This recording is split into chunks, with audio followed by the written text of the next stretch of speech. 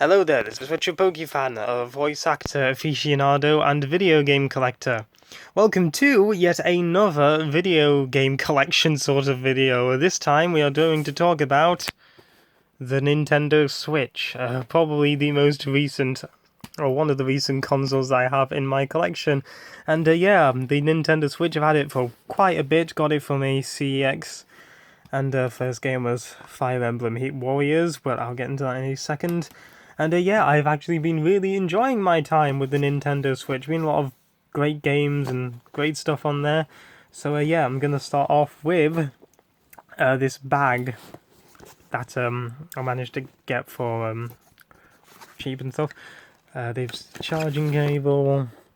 Obviously, to charge it, and as you can see, yeah, you can store a Nintendo Switch console, of course, and a couple of random different games and stuff. Also, the Nintendo Switch is in this little sort of carry thing.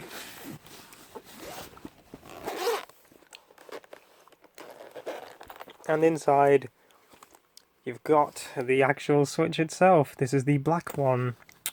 So yeah, nice console. It does feel really nice to have. Does suffer from a bit of drifting, unfortunately, which this is kind of a problem with the Nintendo Switches, is that they'll kind of start drifting every now and then. So yeah, it does suffer from a little bit of drifting, unfortunately, and as you can see, hello. But yeah, it is nice to have the console. And yeah, as you can see over there is the box that originally came in. I just kind of put it to the side over there with my other Pikachu Stitch thing. Yeah, you can see Stitch over there. Just sort of placed it there, which can't really be bothered to take out. But yeah, little Switch thing, of course. You're gonna have the games with it, which I think I might have forgotten. Yeah, I forgot two. Yeah, I've actually forgot about two of them. Might as well take them out now. So yeah, you can't have the Switch without having a bunch of games. And there's a couple, got quite a couple of games here, nice little array of them. So I should stop talking. Well, actually I can't stop talking because I'll continue talking about these games. I've got to talk about them somehow. Let's get started with the two I just pulled out. So the first one is Disney Classic Games, Aladdin and the Lion King. So these are the Sega Genesis. So this has got the Super Nintendo. No, not Super Nintendo. No, not Super Nintendo, because that was Capcom. It's got the Sega Genesis version of Aladdin. That's the Virgin version. And it's got both the SNES and Genesis version of The Lion King, because both of them were done by Virgin. And it also has the Game Boy versions of the games as well. So it's a nice little collection. Got a couple of bonus features, behind the scenes stuff. You can listen to the soundtracks. All a neat little compilation. Nothing too special going on in there, just a cartridge. Nintendo Switch games don't really come with manuals, but they do. Some of them do have nice artwork, as we will see in a second. With this game, Super Mario Odyssey, which is easily one of my favourite Switch games so far. This is fucking amazing, let me tell you. I do apologise for a bit of language, but yeah, this is absolutely a breathtaking game. Camera's not focusing. Focus, there you go. This is an absolutely fantastic game. It completely turns the Mario thing on its head. As you can see, you use Cappy and you can change into and take control of enemies and stuff. It is so fun. I feel like explaining it isn't doing justice. And as you can see, the cartridge is actually in my Switch. So yeah, it's got some of these have artwork on the inside. So you've got the lyrics to "Jump Up Superstar," which is a song on the game itself on the inside. So yes, if you have a Switch, do get Mario Odyssey. Absolutely fantastic game, one of the best on the system. As I mentioned, this one is my first game on the console. This is Fire Emblem Warriors, which it's basically does what it says on the tin. It's Dynasty Warriors, but it's got Fire Emblem characters. Only the recent ones though, except for Marth, so characters from Awakening and Fates and that kind of stuff. So if you're a fan of the older ones, then yeah, you're going to be really disappointed with this one. But this is not bad. This is a sort of a decent game. You can play as different Fire Emblem characters and whack the ever-living crap out of armies and stuff in the classic Dynasty Warriors sort of fashion. So there's the inside. It's got a little map for this one.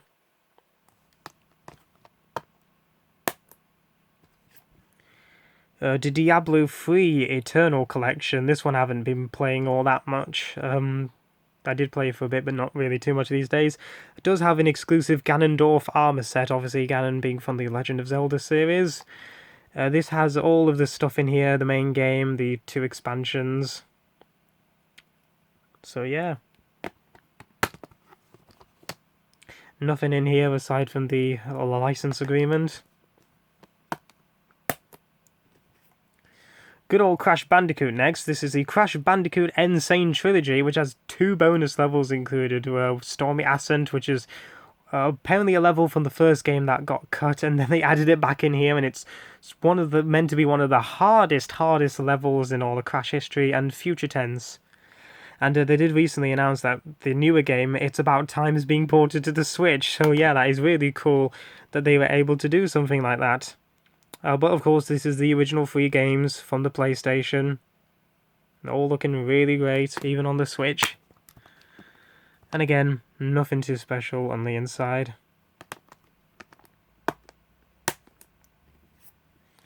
We have Astral Chain from the folks at Platinum Games, the folks who made Bayonetta, Nier Automata.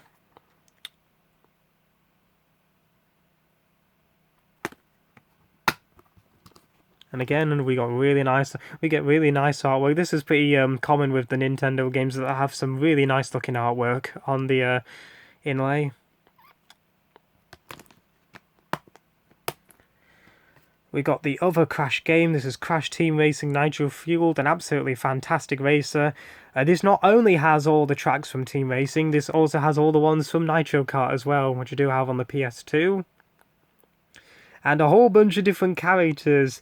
Remember, when Nitro Kart said that you can race as virtually any character, well, this completely beats it out the bloody window. You can play as literally any sort of character in this, like, from different spin-offs. I think even the ones from Tag Team Racing, some of the mobile games.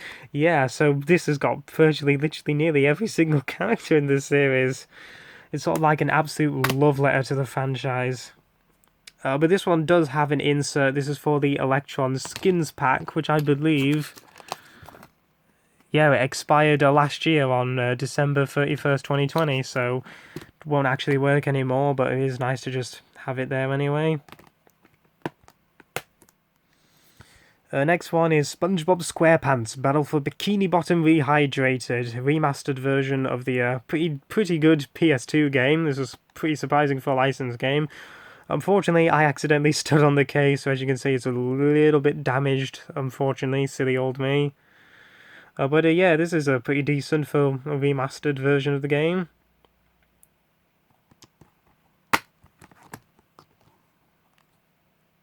Again, just product warranty nonsense on there. Saints Row the Third, the full package. Now, for whatever reason, I cannot get past the mission that you do before you're allowed to basically just do what you want. I don't know why, but it's so bloody hard on this version. Well, maybe it's just me, I don't know. Oh, but it does have everything. It's got the free mission packs, DLC items.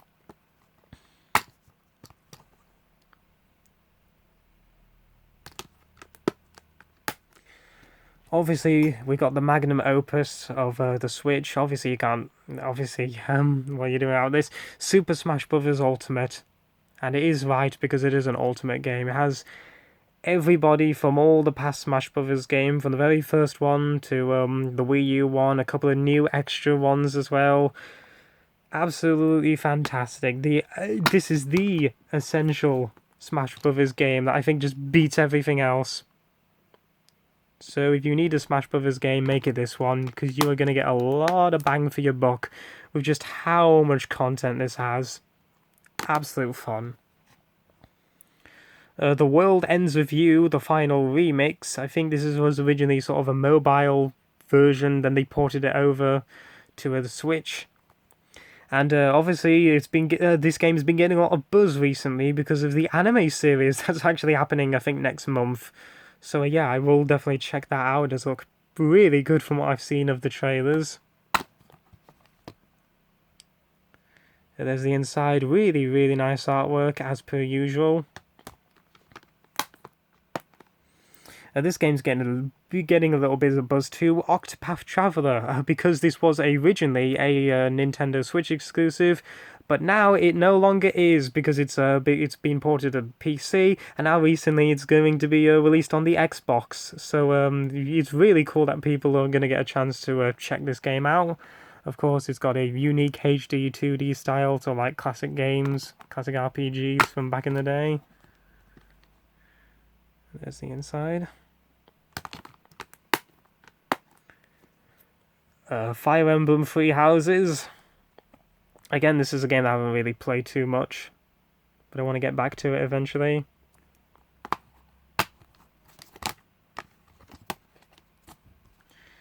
So there's the inside of all the characters there. This is another one of my favourite games on the Switch, Xenoblade Chronicles 2, which I did not get from Granger Games, who by the way no longer exist. Got this from eBay. Easily one of my favourite titles on the Switch. I put hours and hours into this game. It's a little slow starting at first, but trust me, it gets really better as it goes on. And I also have the DLC for it, too. So yeah, absolutely fantastic RPG, one of my favourites. Last but not least, for the actual physical games, this is Marvel Ultimate Alliance 3, The Black Order, which I never expected the Ultimate Alliance games to come back. I've got the first one as well on the PS2. Trying to get the second one as well. And there's the inside. And the one more game I do have is Worms Armageddon, which I believe is a digital-only title. So yeah, it's on my Nintendo Switch. And that's also... No, not Worms Armageddon, Worms WMD, which is on the Switch, digital only. Absolutely fantastic Worms game, easily my favourite of the recent ones. So yeah, anyway, that's going to do it for my Nintendo Switch collection. Thank you for watching, and I will see you next time.